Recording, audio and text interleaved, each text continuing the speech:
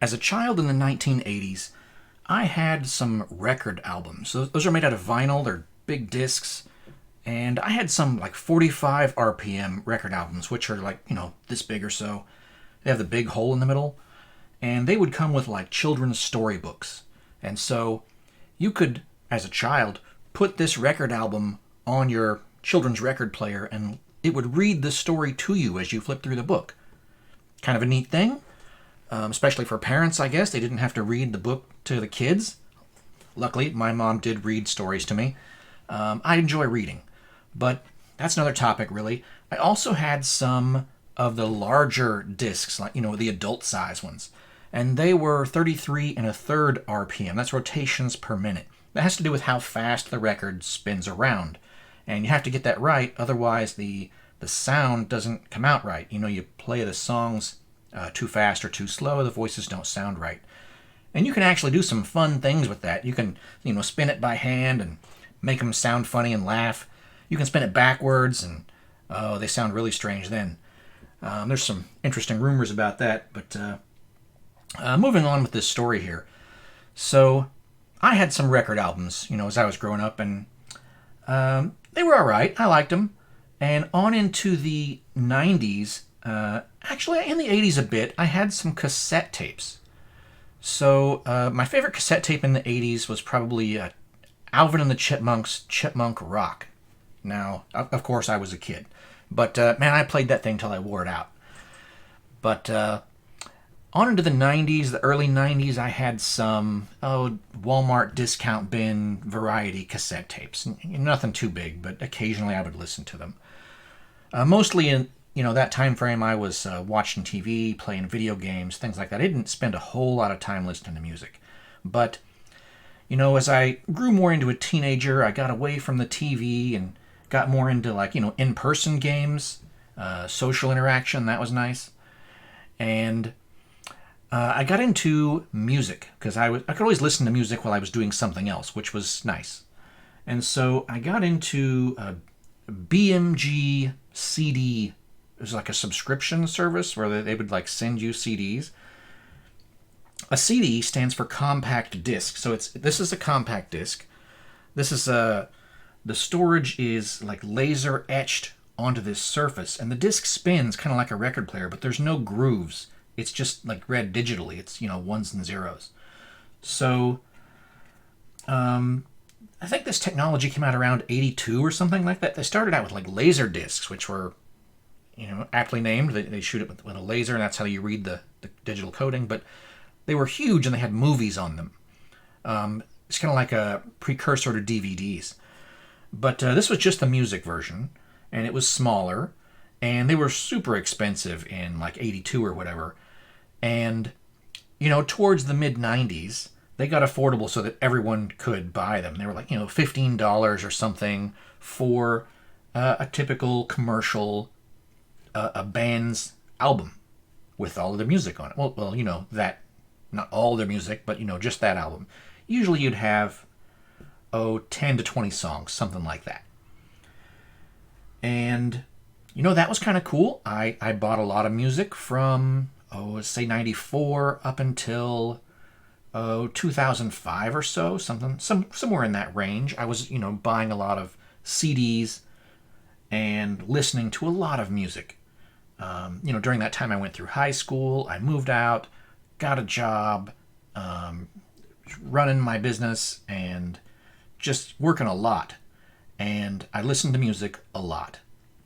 So I had a lot of CDs. And in 2001 or so, that's when the iPod came out. And MP3s were kind of a gaining traction kind of a thing. I don't know what year Napster happened exactly, but so Napster was a way, in the early days, Napster was a way to, you would digitally save your songs, off your CDs.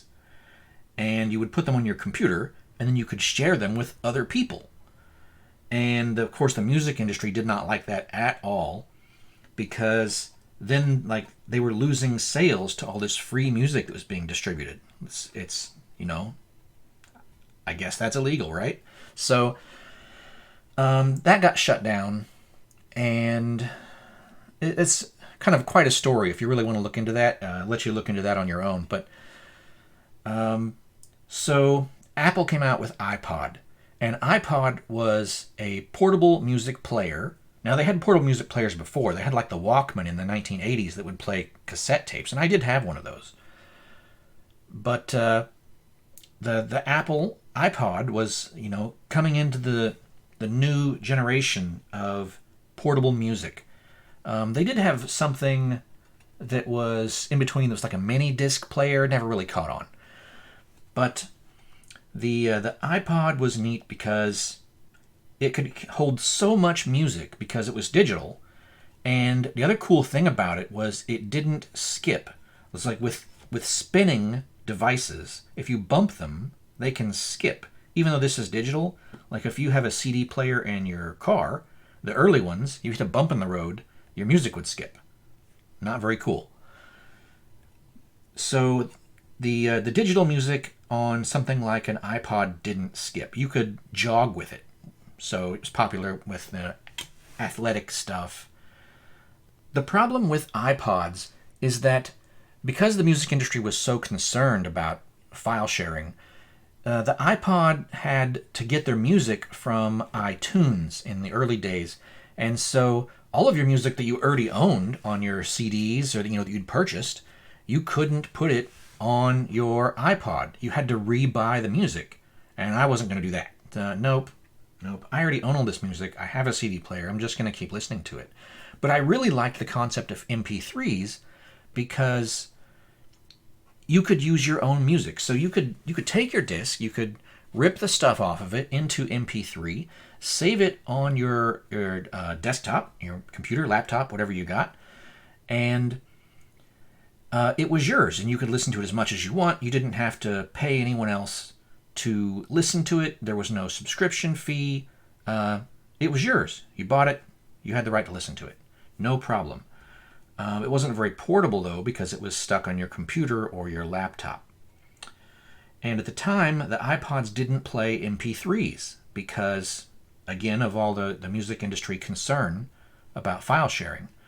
So I just wasn't into iPods. Nope, I'm not going to re-buy all of my music. And then, like, what if the device breaks? That's just not a good deal. So I already had a lot of music, and what I wanted was something that would play that. And there were some MP3 players that were coming out. They had small memory spaces. They didn't hold a lot of songs. Not really what I was into. They didn't look like great deals. Low quality devices. Just not really what I wanted. And then Microsoft came out with their version. And Microsoft came out with something called the Zune. Now this is a Zune right here. It holds a lot of songs. I think they came out with a few different sizes of hard drives inside, the memory storage. This one is the largest one, which is 30 gigabytes. Now that would hold a whole lot of songs. Again, it depends on how far the song is compressed, how much file space it takes up. But, boy, I don't even know. I'm sure I've listened to songs on here for a week or two without any repeats, and it's not full, not by any means. So I've never filled the 30 gigabytes, even with all my music I had. So that was definitely the way to go for me. So the Microsoft Zune plays MP3s. I could use the music I already had. I didn't have to get a subscription service. I didn't have to re-buy the music. If the device broke, I was only out the cost of the device because I didn't have to re-buy everything. I still had all my music. And it just seemed like a good deal. And so as soon as it came out, like November 2006, I think it was, I bought a Zune. Like, I was waiting for roughly 3 months or so. They did announce the product before it came out. I went and picked one up. Now, they came in a few colors. This is the black one, which has this kind of frosty, clear blue cover on the front. Mostly it looks just pretty dark. They had a white one, which is kind of sexy. And it has like a frosty clear, front plate. They have a brown one. I have no idea what they were thinking. Yeah, brown was not a popular color. People did buy them though. And later on they had a pink one, I think, and maybe some other special releases, like maybe a red or something. I'm not sure what all's going on with that. But originally it was just the black, the brown, and the white. And I like the black one, so that suited me just fine.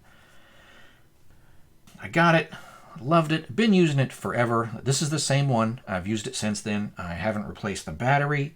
I haven't, I don't think I've done anything to it, really.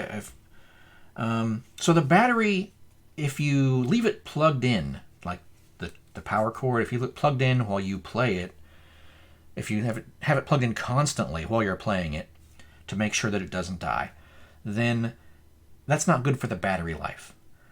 And fully charged when it was new, the battery would last for about 14 hours, which is a pretty good spread of time. I liked that. So it lasts a long time as far as battery life, and it holds a lot of songs. I really like it. But, the battery life dies if you leave it plugged in, and I would go on long road trips and just leave it plugged in all the time, listen to music, constantly. And that wasn't good for the battery life. So it would get to where, I had to leave it plugged in to play it at all. The battery just wasn't doing anything. And so one of the things I learned was that you could take it apart, remove the battery, and then put that same battery back into the device and put it all back together. The Zune would think that you had installed a new battery. And it would recalibrate its battery meter to where the amount of charge the battery could hold was represented as full. So it still didn't last as long as a new battery would, but it didn't constantly shut off. It would last a few hours, which, got me through. Most of the time I just left it plugged in anyway because I was in the vehicle. So, the battery eventually is not so good, but it's still the same battery. I've done that, probably, maybe 4 times or something like that in the, 2006 to 2022 is quite a few years. So, yeah, I'm really happy with the product. Now, they did come out with some different versions later on, different generations of Zunes, and the memory got bigger. I think eventually they got up to an 80 gigabyte one, but I never upgraded because I didn't really need to. And the newer ones, they were smaller. I kind of like the size of this one. It feels like I got something. I can operate it. You get smaller buttons, they're harder to push. Smaller screen size wasn't appealing to me. So there just wasn't any need for me to upgrade. Now, eventually, the product was canceled. No more Zunes. It was replaced by the Windows Phone, which, of course, did many more things than just play MP3s. So they combined it with some other, products they had going on and just kind of phased out the Zune. But I still have it, and I like it, and I'm going to keep using it as long as it works. Now, one of the places you might recognize the Zune from is it made an appearance at the end of Guardians of the Galaxy 2. So Star-Lord was gifted a Zune to replace his Walkman. It's called a Zune. It's what everybody's listening to on Earth nowadays. It's got 300 songs on it. So, it's been about a week or so since Hurricane Ian, and this has just been kind of sitting on my desk. I was headed to work the next day, and I thought, where's my music at? And I realized it was on the hood of the truck as I was driving to work. And I thought, well, I better pull over and get that. As I was lucky that I didn't, lose it in the drive home in the dark. But, hey, it was still on the hood, and, I think I can probably get it to work. It's such a durable device. But we'll find out. So, it's been sitting on my desk. It's been about a week or so since the hurricane happened. And I don't hear it sloshing around or anything. Some water totally dripped out Like I put it in the cup holder of the truck at work that day, and it just sat in the cup holder, and there was there was water in the cup holder at the end of the day, and it's just been sitting on my desk here since then. But so I'm going to show you how to open up the Zune. I'll show you what's inside, how to get in there, and I'm just going to check it out. I do have some replacement parts. I will consider installing those. I think I have a new battery. I have there's a scratch on my screen, or oh, there was some pixels out, if I remember right. Nothing major, but there was a few of them out. And I bought the repair part, and it's just been sitting over there in a box. Haven't gotten around to installing it or anything. But if I got to take this thing apart to make sure it's not wet inside before I turn it on, I might go ahead and install those parts. So we're going to see some Zune repair stuff here. It's kind of a long introduction, but here we go. Now, things that we're going to need. I'm going to use this canned air. So I normally don't use that for a Zune repair, but if there's water inside, this will help dry it off. So there's that. I have this pry tool. I've never used that for repairing a Zune before, but it's might be better than what I have been using, so I will totally consider using this instead of a regular screwdriver. This might be a little more gentle on the plastic of the Zune. Most importantly, I have a precision screwdriver set. Now, the one that you really need that's important is a small Phillips screwdriver. I think it's this one. That's the smallest Phillips screwdriver here in the kit. I'll check to make sure that's the right one, of course, before I use it. But I think that's what I need. I'm just going to set these over here. And probably going to pull the camera down so everyone gets a better look. Oh, we do need one more thing here. We need a flat screwdriver. So let's get out. Let's just get a few. There. There's a few flat screwdrivers. And there's a smaller one in here. And the yellow ones are flat, the red ones are Phillips, and the green ones are Torx. All right, so camera down.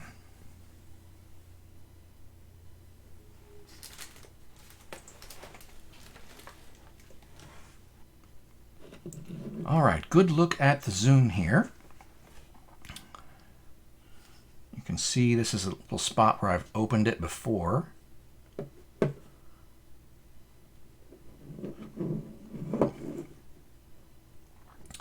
This is the headphone jack. It's a possible point of entry for water.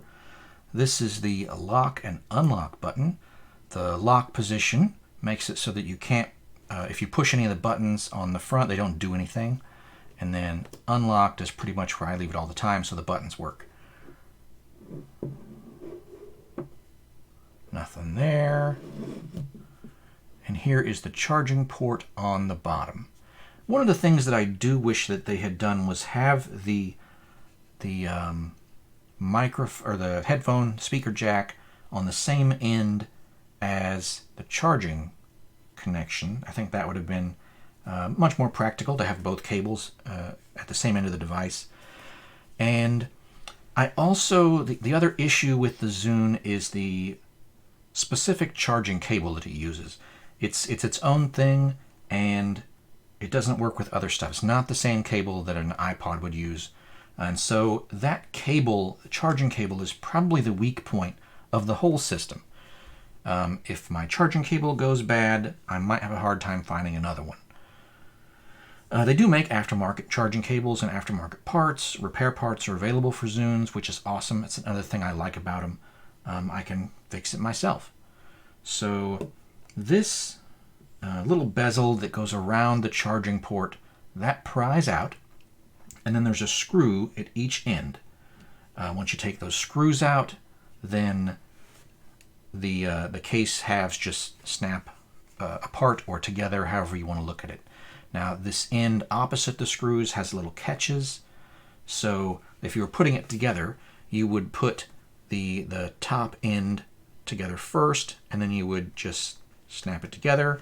Then you would put the 2 screws in and snap the bezel in place. Pretty simple.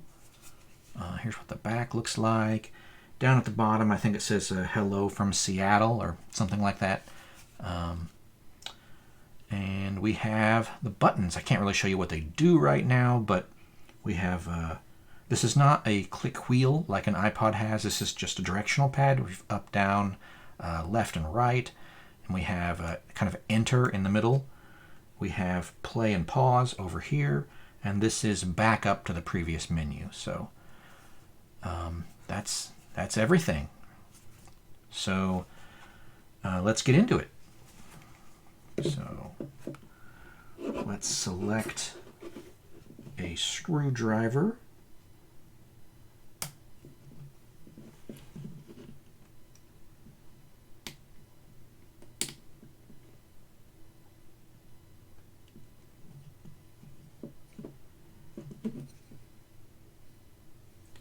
Maybe I'll go for a little bit smaller screwdriver.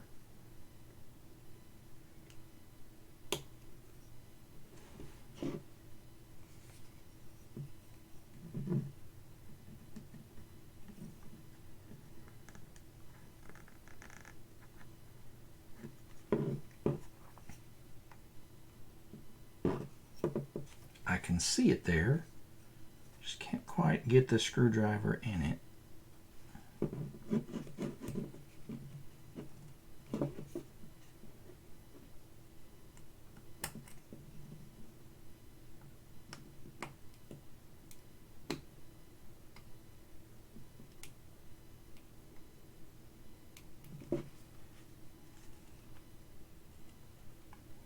There we go.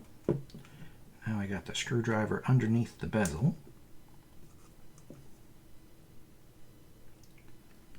We're just going to carefully pull up and pop that on out of there. Okay.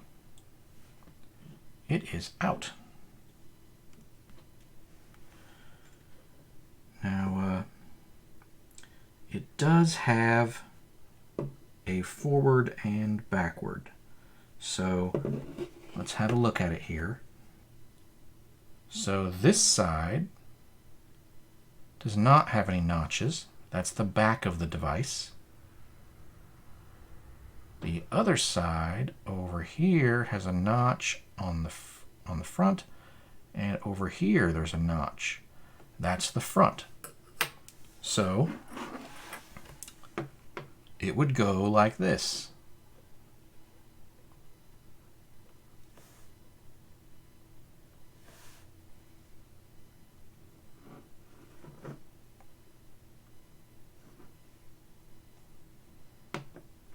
I'm just going to set that down.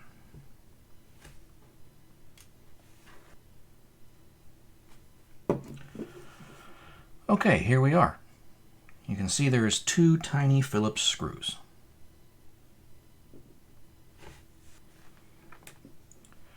Okay, we're going to find the screwdriver that best fits. Pretty sure it's this one. And we are going to undo these screws. Now, something I learned about electronics is that you really don't need to tighten the screws very much when you're tightening them down. Not that we're tightening right now, we're loosening, but the warning is a good thing there. It's a good idea to do this on a nice hard surface that's of a pretty good size so that when these screws fall out, you don't lose them.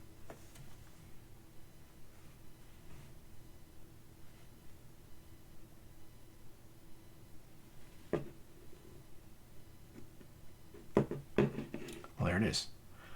Screw is right there on the end of my screwdriver. I was like, where did it go? It's not in there. It's on the screwdriver.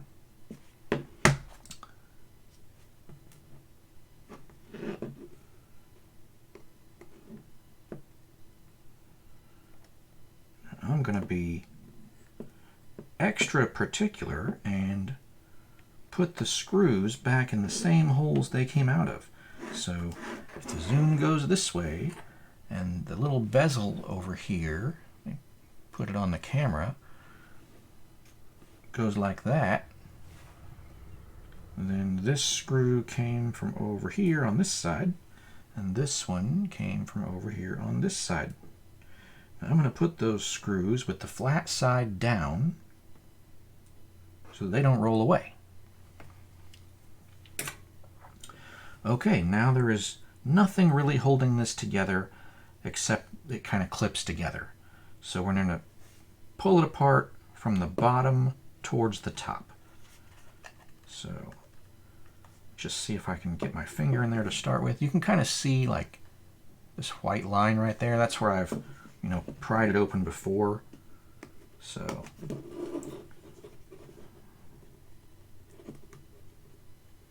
I do have my fingernail in there a little bit.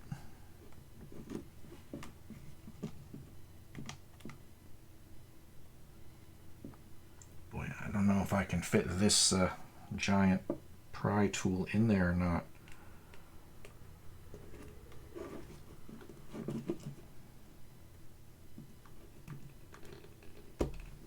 Maybe I can.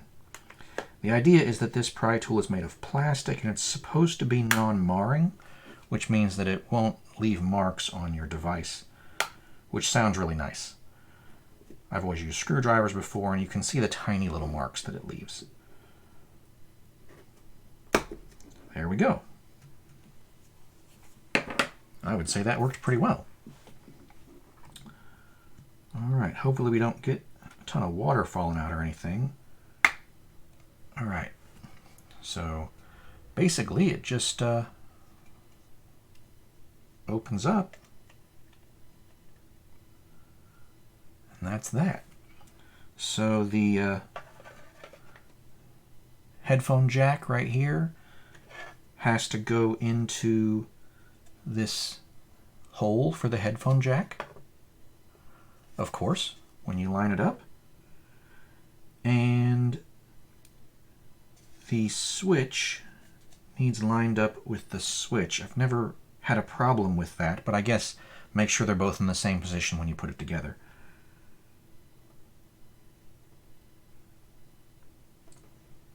Other than that, you can see that there's these little tabs right here. Here's one, here's one, here's one. That's kind of what holds it together. So, not much. There's some on the top.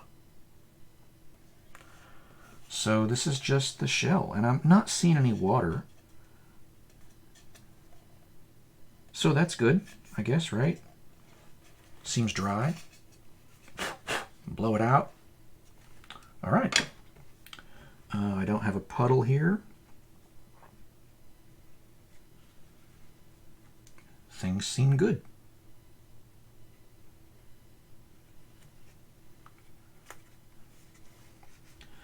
Okay, so face down, this is the battery. Now this battery feels swollen a little bit. As far as I know, it's always been that way. It might just be the way it's made, I don't know. Or maybe because I didn't take it apart for so many years, maybe I just don't know any better. I don't know. So it just sits in this little metal cage right here.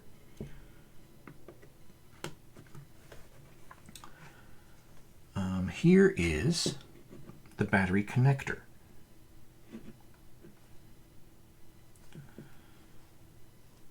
Normally I just use my fingernail, so I guess that's what I'll use, but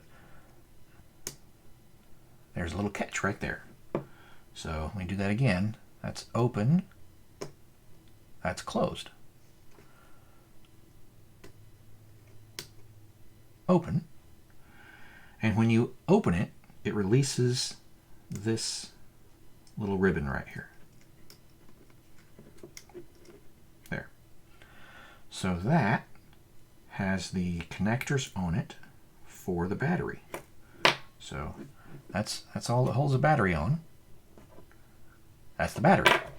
Now, Like I was saying earlier, if you take that out and you put it back in and put it all back together, it resets the battery meter on the device, and you can get some more time out of your battery.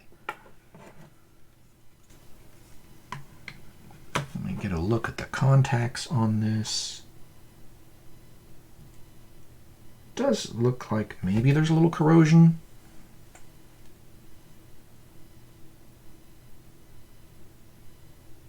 Kind of hard to tell. Just rub it with my fingernail.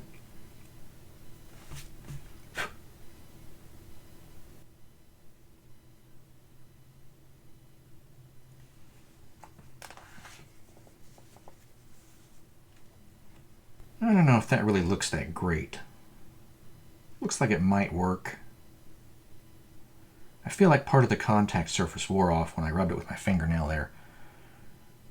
But I think I have a new battery over there in the box, so I'll probably go ahead and install the new battery anyway.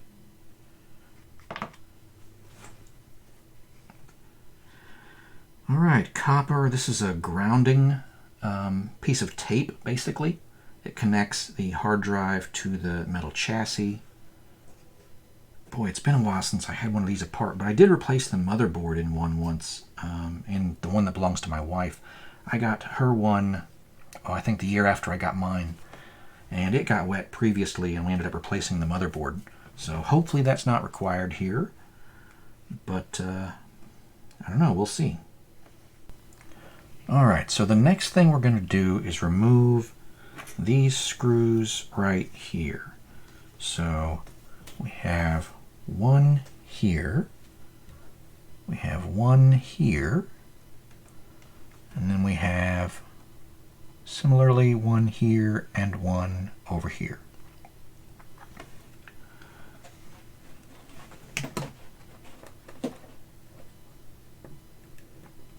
Device flat on the table will help with that.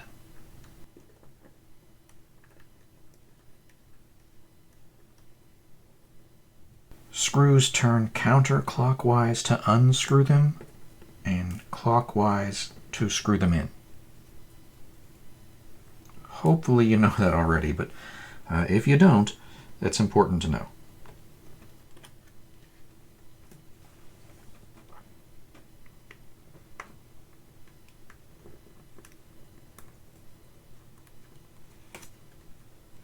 Again, I'm keeping track of all the screws. I know it's a little off the screen there for you, but I'm lining them up just so I can put them all back in the same spot. It shouldn't matter because they're all the same. Actually, the first two, these are shorter screws than these other ones. So I guess that does matter.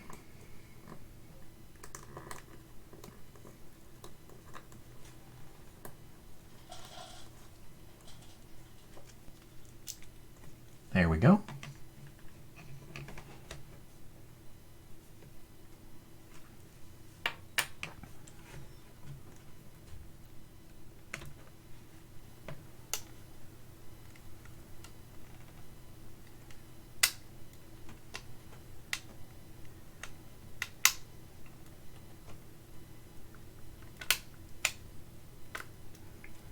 Just kind of carefully lifting it up there.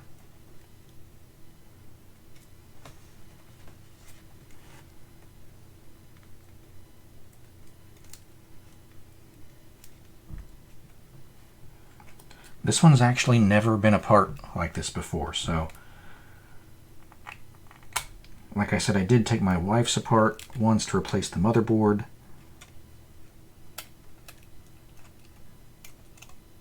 There we go.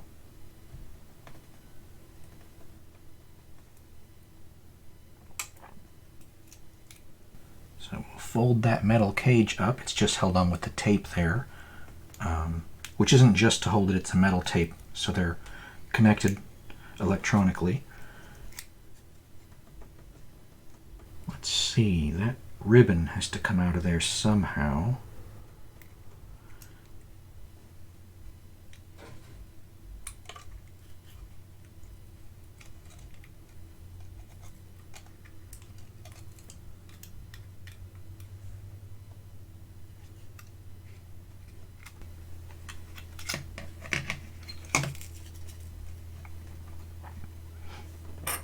So I'm going to undo this copper tape a little bit.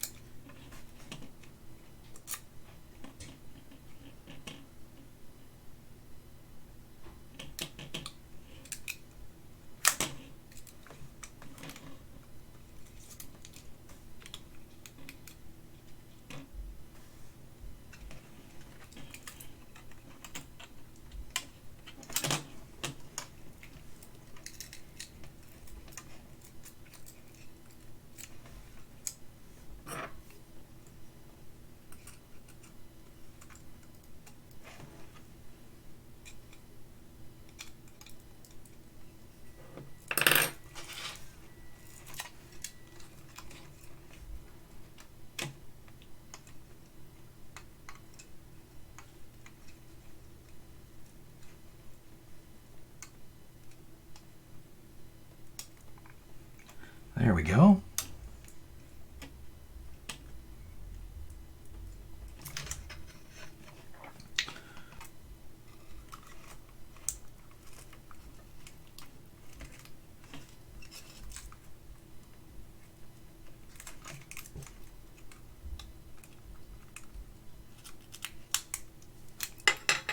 All right, that part's off at least. So that's the metal cage.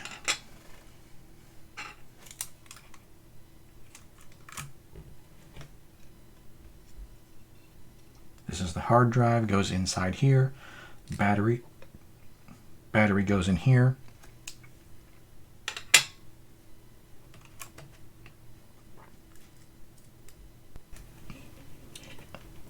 This is a Toshiba disk drive, 30 gigabytes. I'm not sure if it says that anywhere there, but that's how big it is.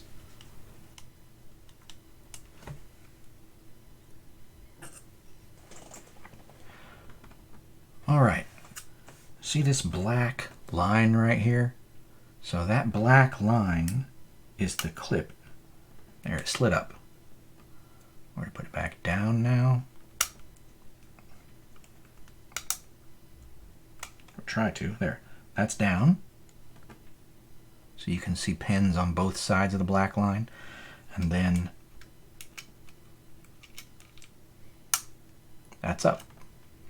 So that releases this ribbon.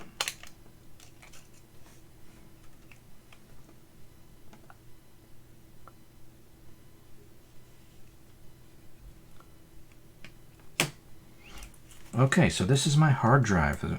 This got wet with everything else, and hopefully it's still good. That has all my music in it.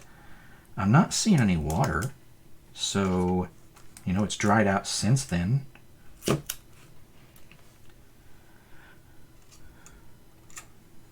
The ribbon looks okay. Not seeing any corrosion here anywhere.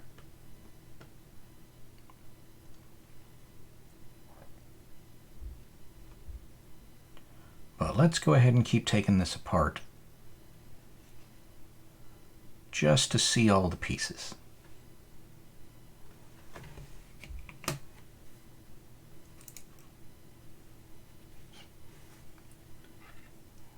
Let's see here. Let me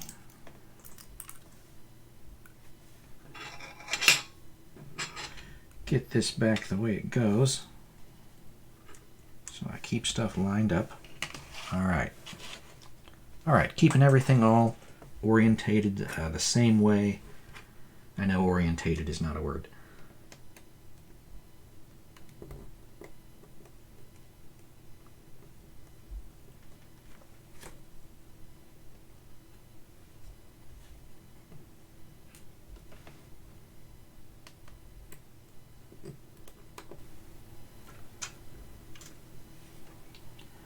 And that screw has a little bit of that copper tape stuck to it.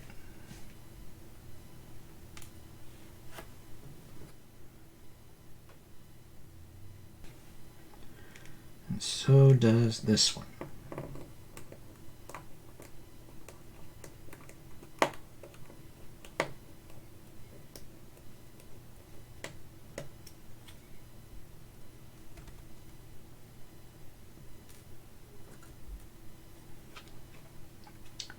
Is that all the screws? I think it might be.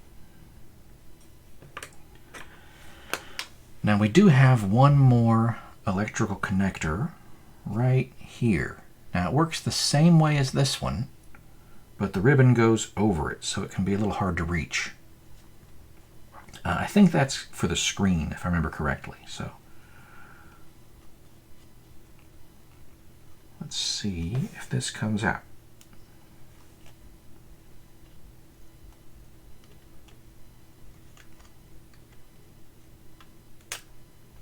Seems to be loose.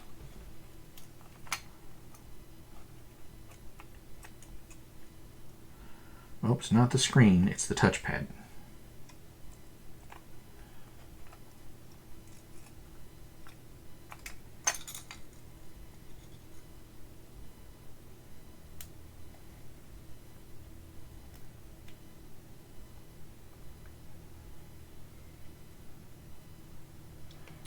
Sorry if you didn't see how that all came apart there. Maybe I should have disconnected that connector there first. Let's go ahead and do that.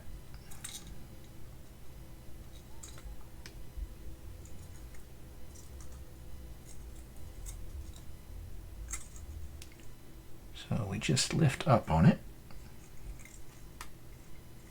There we go.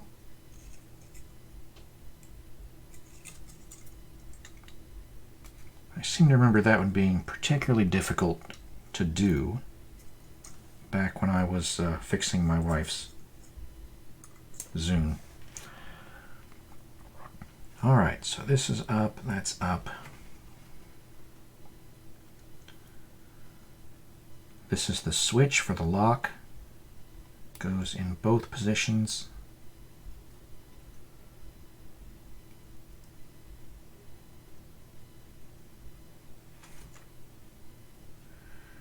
Here we have the screen.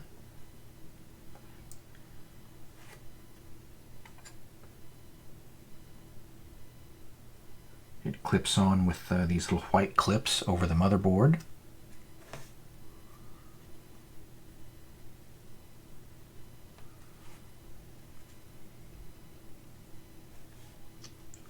And here we have the faceplate. Now this was in here. There we go. Lined up all nice and neat. And then this was on top of it.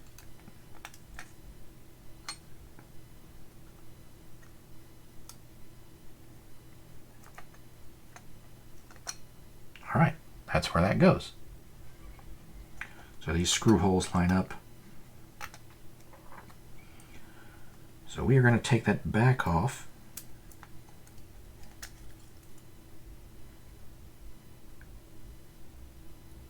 I guess this is just a back surface to press against for the button to bottom out on.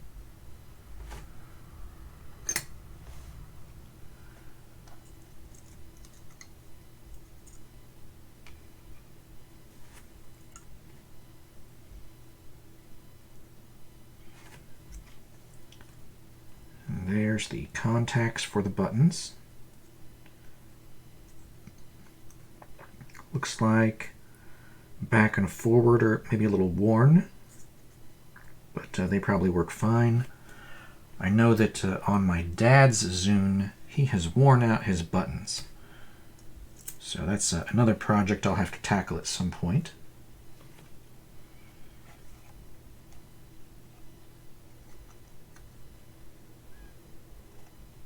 I'm not seeing any water in here, so that's nice. definitely some dust. So I will blow the pieces off.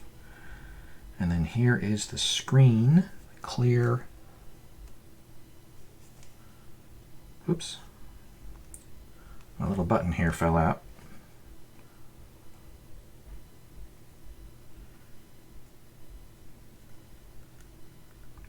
I guess I'll go ahead and pull it out and show you.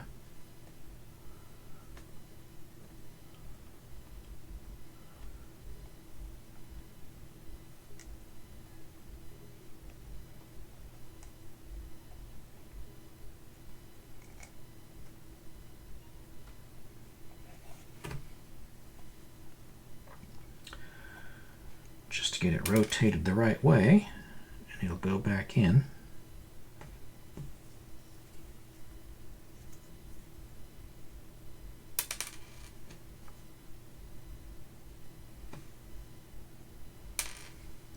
If I can hold it.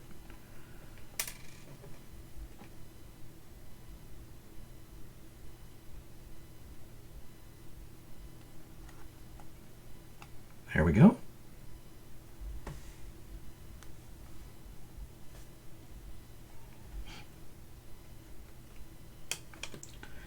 All right, I am not seeing any water, so that's good. Let me check my parts stash, and let me see if I have any parts I want to install while I have it apart. And then we will put it together and see if it works. Okay, here is my parts stash. So this came from a Rapid Repair, which I think I've used before. These things don't break very often, but I think that's where I got the motherboard from when my wife's got wet years ago. But looks like I ended up with 3 batteries, probably one for me, my wife, and my dad, and 2 LCD screens. One is for me. I don't recall who the other one's for. I think it's my wife. I put my dad's battery in back when I got this, and I don't think I've done anything else with these other parts. So as you can see, the parts aren't really all that expensive. Battery's 20 bucks, and a new screen is 40 bucks. And this is from May 201. That is probably 2019. There's a date missing the last digit there. So yeah, these have been sitting around for a while.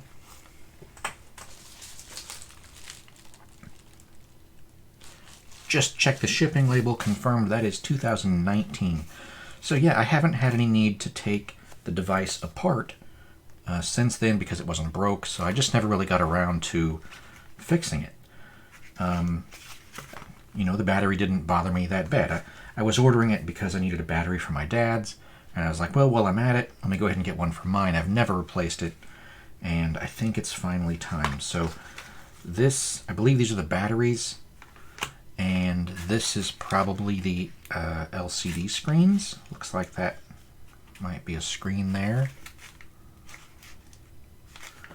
So let's dig in.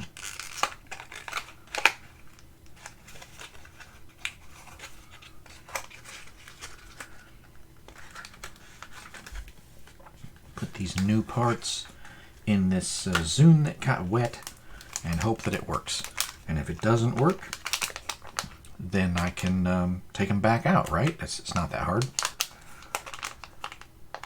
Yes, that is indeed a battery.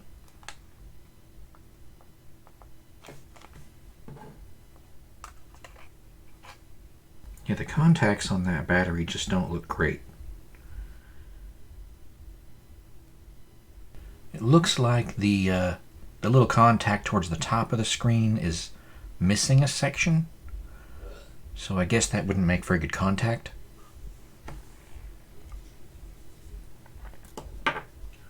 So we're going to use this new battery, and the other battery we'll set aside for, I think for my wife's. Pretty sure that's what that's for. And this, let's open this up.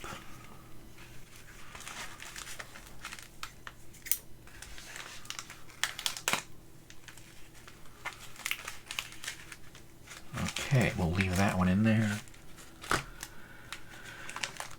This is a new screen. Now, my old screen's not that bad, but I've got it all apart, and I've already got the new screen. I had like, I don't know, like 5 pixels in one little spot that, I don't know, they were like glitched out or something, so it didn't prevent the device from working at all. It's just visually unappealing, but I'm going to go ahead and fix it. So let's do the screen first. Now the screen goes on this piece, so I think I'm going to go ahead and clean this a little bit. Use the canned air, being careful not to blow my buttons across the room.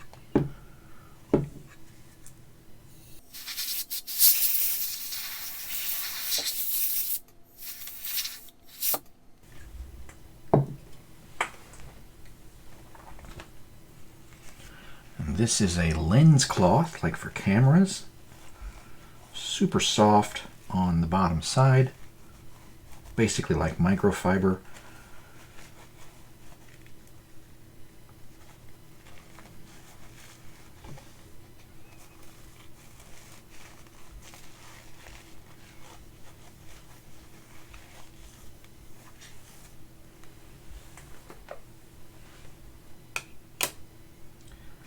Okay, that buttons, there we go. Button back down. So those buttons are in place. Let me put this back together.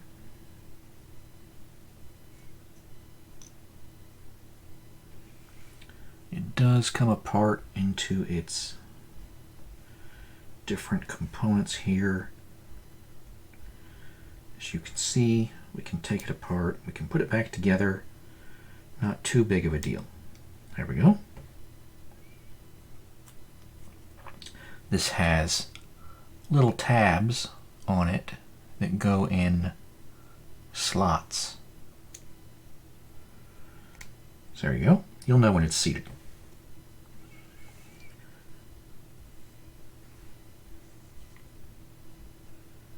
And this has tabs also. There are 3. It's like a Y. You can see 2 of them here, and the other one is there. So there we go.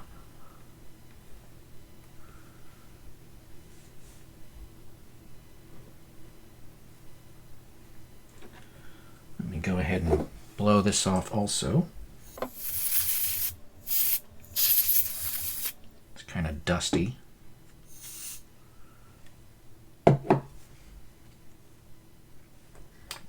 And this piece is probably the dustiest piece of all.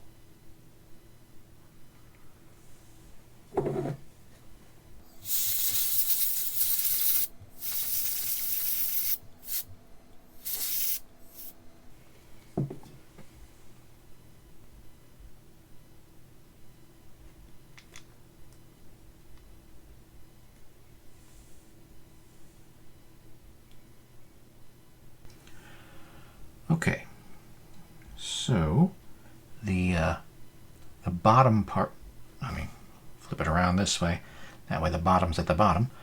Alright, so the bottom part of the Y shape on the tabs goes on the bottom of the button pad.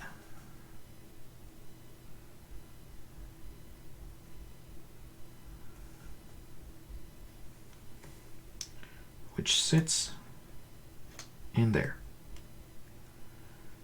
There we go.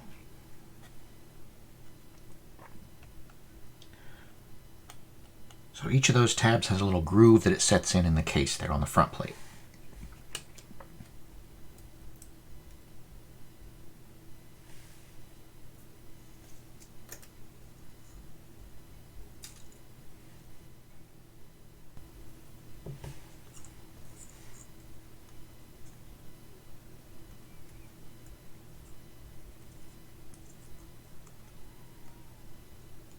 That feels pretty good. Contacts look okay. Just going to set that back in here, right where it goes. And this was on it also. these holes, the little tiny hole in the middle there goes over the black pin.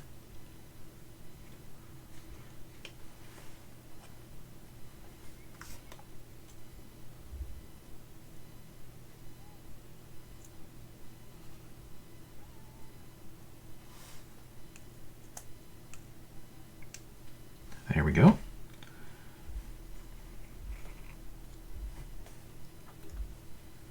This piece, blow it off also.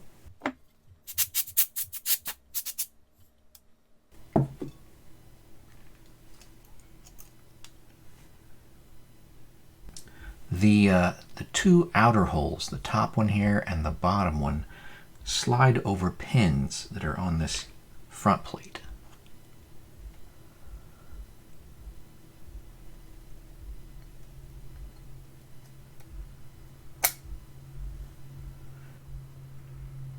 And the other holes all line up with screw holes, and these little holes in the center line up with those pins again. So it's in there, doesn't go anywhere. That is the front plate. Set that aside. Now we gotta mess with the motherboard and the screen.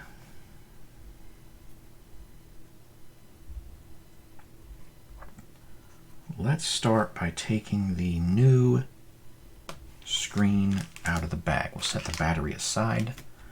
We'll do that later. It's one of the last pieces.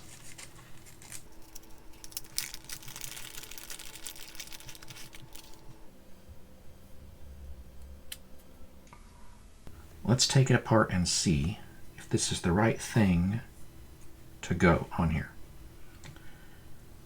Let's see, it looks like it goes this way because we have these white pins here and here, and we have these ones on my other fingers here and here. That's what clips it to the motherboard. It looks like there's a wiring connector right there. That might be a little tricky.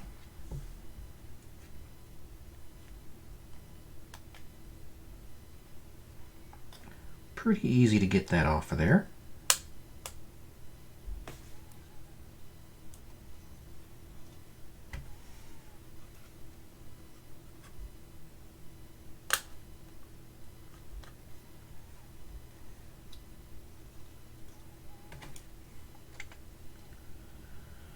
Okay, there's some like rubber stuff right there. I don't know if that's anti-vibration or something, but it is totally on the new one too. Only on the one post for some reason.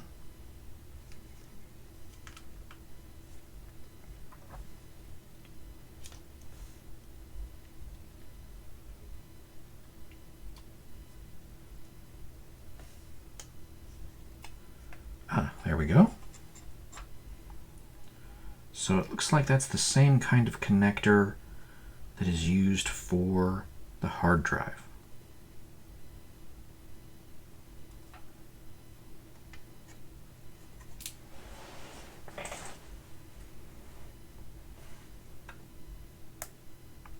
There we go. Did you see that?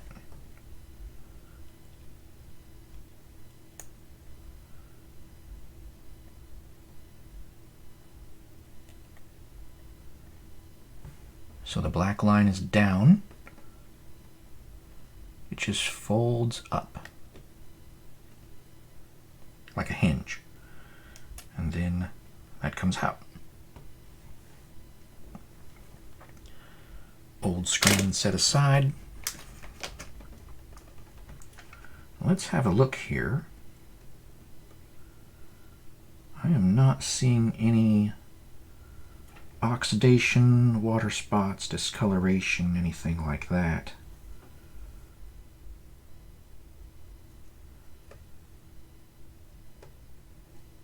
Yeah, I'm going to put it together and see if it works.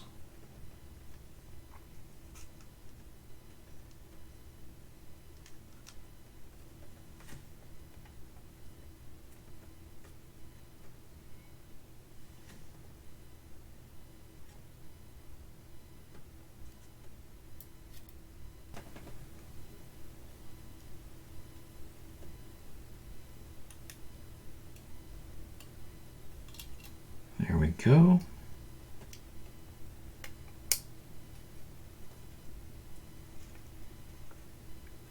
Kind of tricky to slide that in there straight. But it is in there. And I'm going to flip that little black bar down. That grips the ribbon. It's fully seated.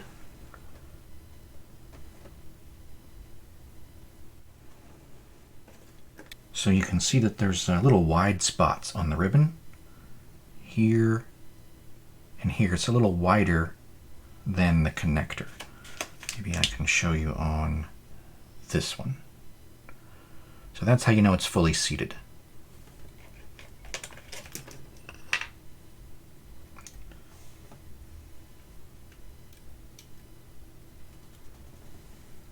So we fold it back over, and we're going to clip it together.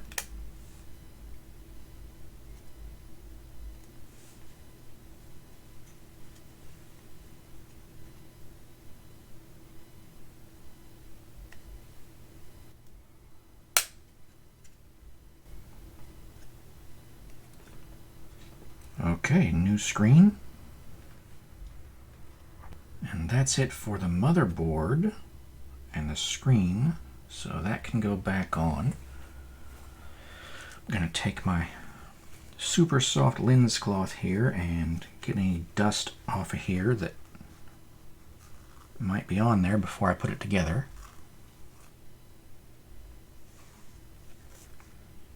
Because if there's anything on it, it's going to be in there.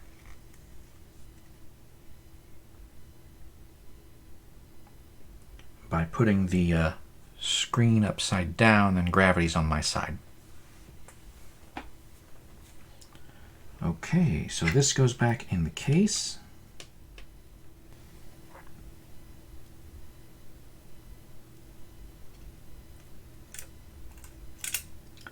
Again, the two pins at the bottom there, they line up with the outer slots, one on the bottom and one on the top.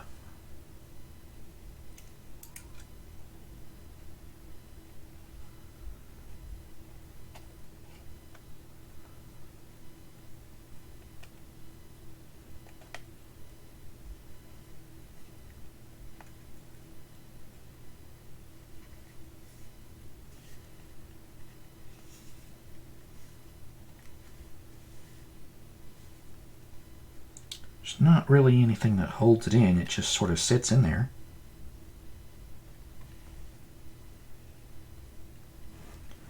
Now to connect the keypad. Now that's a difficult one.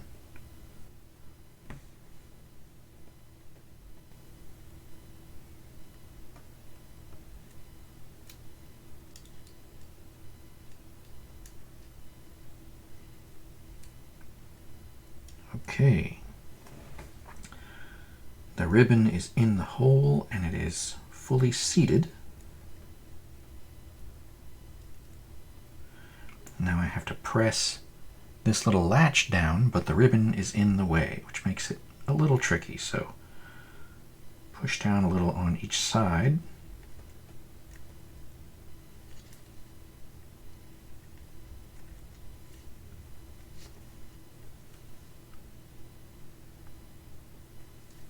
There we go. Now that's latched, not coming out. I think we're ready for the screws now. I like to get the screws seated on the screwdriver and sort of hold it there as I drop it into the hole. Then I turn it in reverse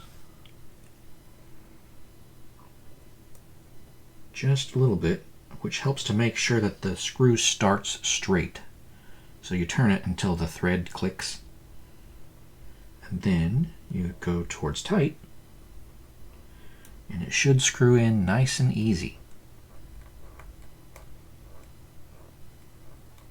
If it doesn't screw in easily, don't force it because you're stripping the screw Or you'd be stripping the plastic threads is what you'd be stripping in this case. If it doesn't go in smooth, just go for the unscrew motion and then try it again until you get it to go in straight. Now I'm not tightening those up all the way. Just making them kind of snug. And then after all of the screws are installed, then I will tighten them up all the way. Which isn't very much, really.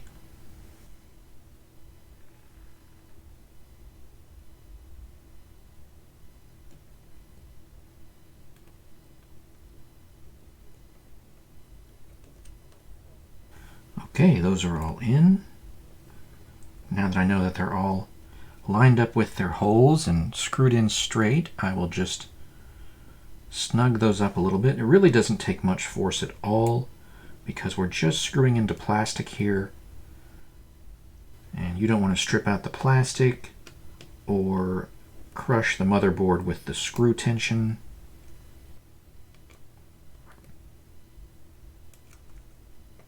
Okay, now for the hard drive. This is the part that's most at risk, I guess.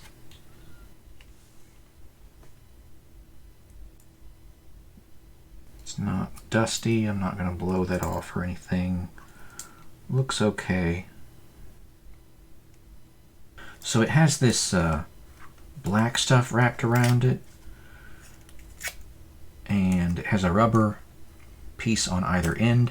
You can get other hard drives, larger hard drives. I think they have them up to 128 gigabytes, maybe bigger even, for this old Zune. Plenty of room to stick it in there. I'm sure it would work great. I'm happy with this one. So as long as my music is still on there and it works, then that's what I'm using.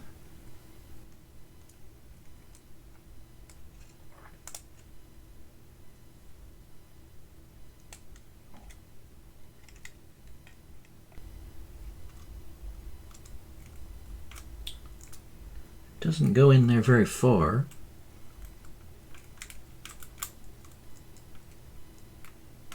I think that's it. It's in there.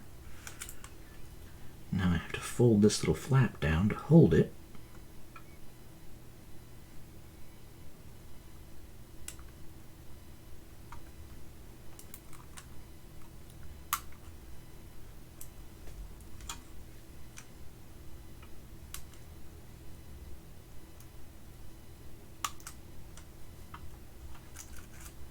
And then it's held tight, doesn't come out.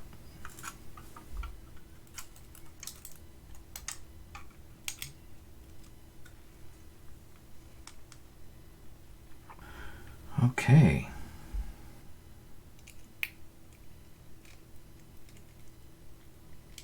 We will slide this case back on it here.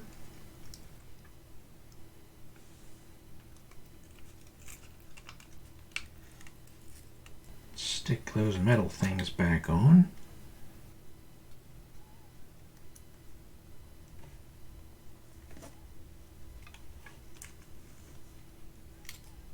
Okay, now the metal case goes on. And again, we have these... Oh, get it up here where you can see it. Okay, we have these outer slots. And they line up with those pins.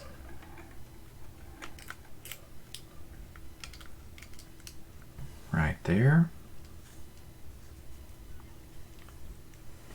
So those two little alignment pins, one here and one there, they kind of line up all the components here on the device. So that's not going anywhere. We'll fold that back down flat. Okay, we are getting somewhere here.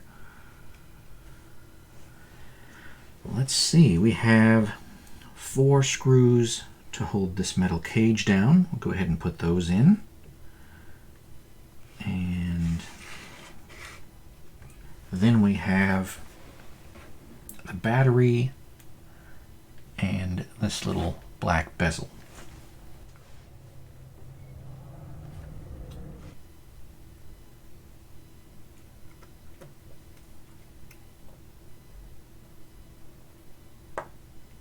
Did you hear that click? That means the screw is properly aligned. I backed up until the threads fell into place, basically.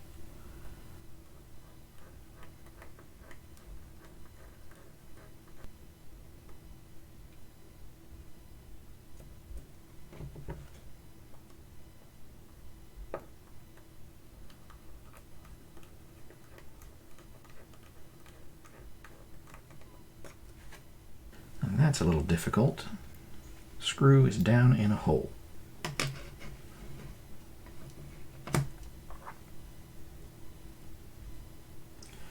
A magnetic screwdriver might be handy for this. What I'm going to do is put the screw up so that it doesn't fall off the screwdriver, and then line it up with the hole like this.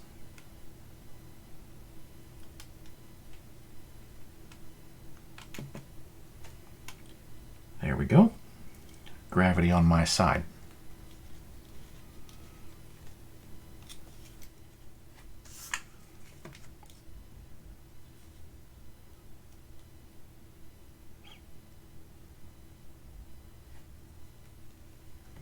All right.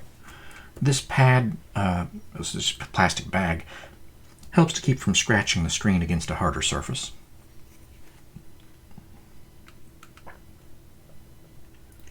Just a little bit of protection.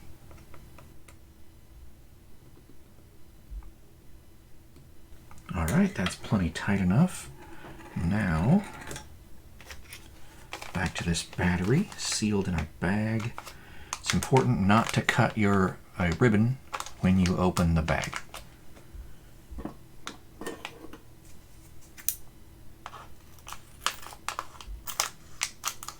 I believe this is an anti-static bag.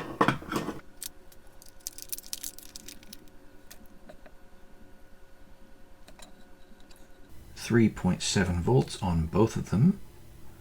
The original is an 800 milliamp hours, and the replacement is 850.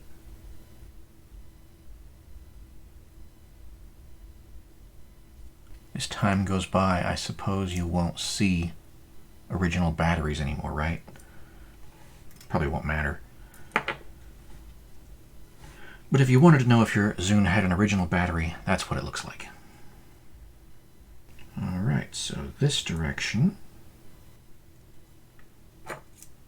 And I'm going to go ahead and plug this in over here.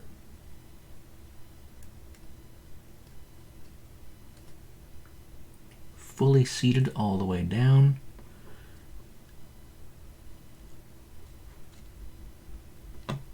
And then push that clip down.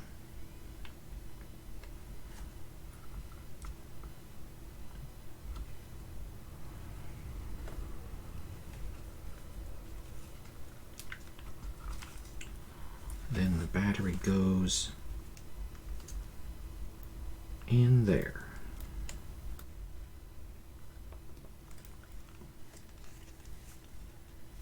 All right. Getting close. Next is this case. We want the switch over here in the unlocked position. Locked, unlocked. Either position's fine. They just both need to be in the same position.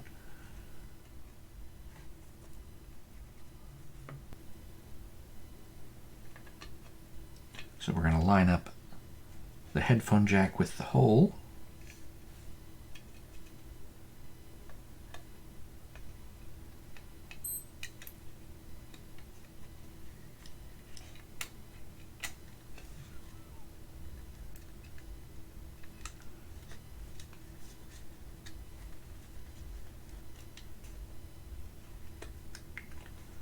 All right, I worked that so that it's all lined up nice at the top.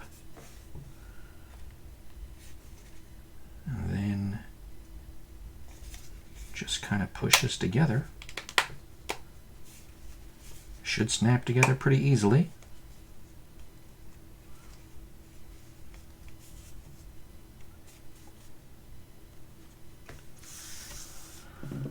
Okay.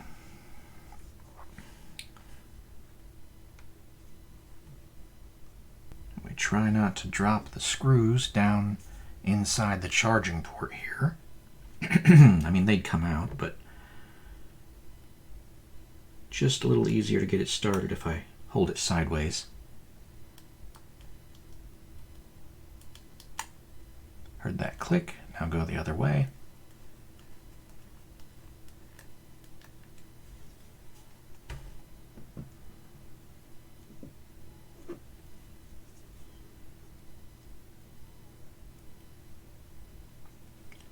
Very tiny screws.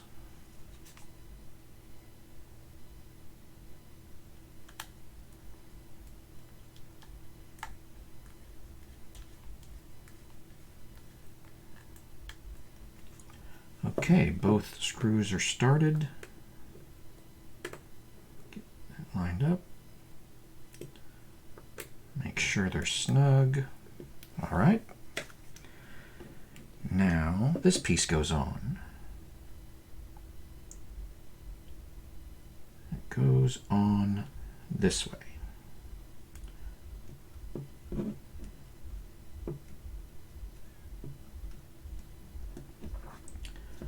It just pushes into place.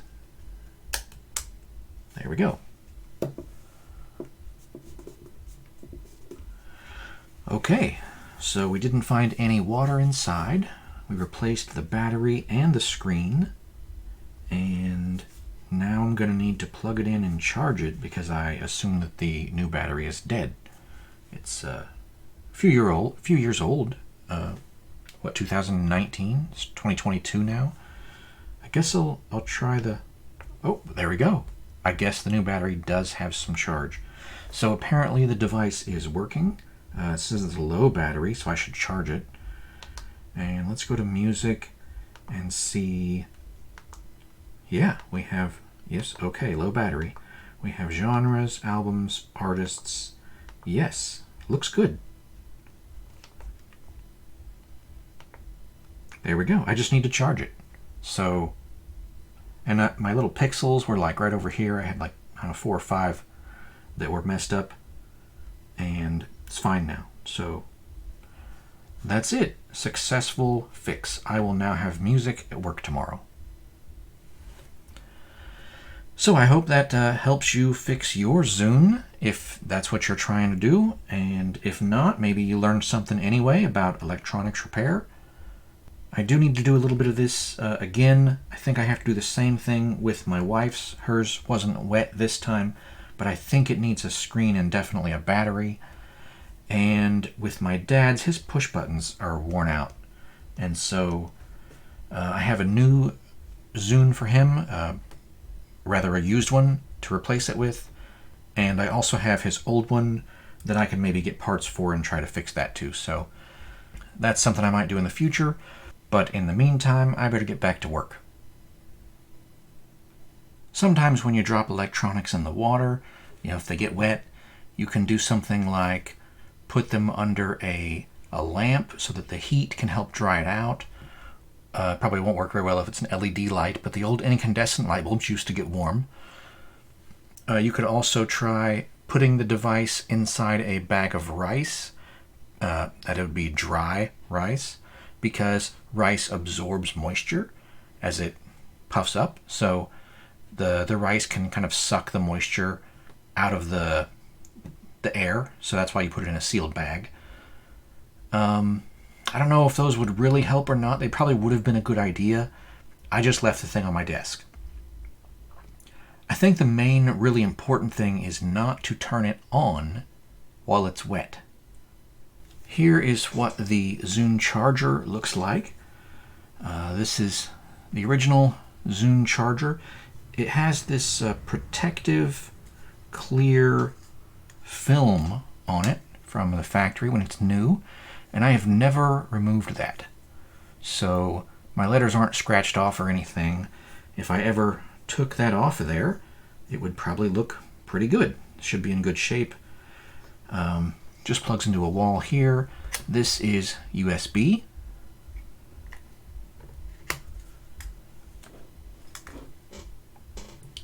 Here is the info for that.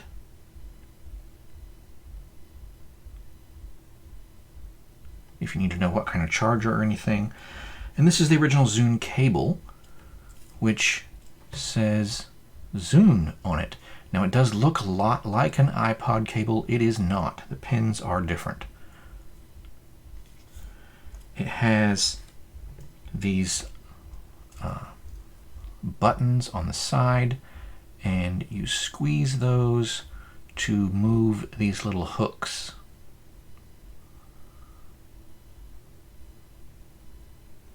So that's what clips it on to the Zune. So I'm going to go ahead and plug that in. And it does matter which way you plug it in. Advertising out. Maybe that's advertising in, I guess, huh? That's unusual. So advertising visible, we'll say it that way. So I do find that it charges a lot faster plugged into the wall than it does through the USB. So that's it for now. It is important to make sure your new battery is fully charged before you disconnect it and use it if you want to have long battery life.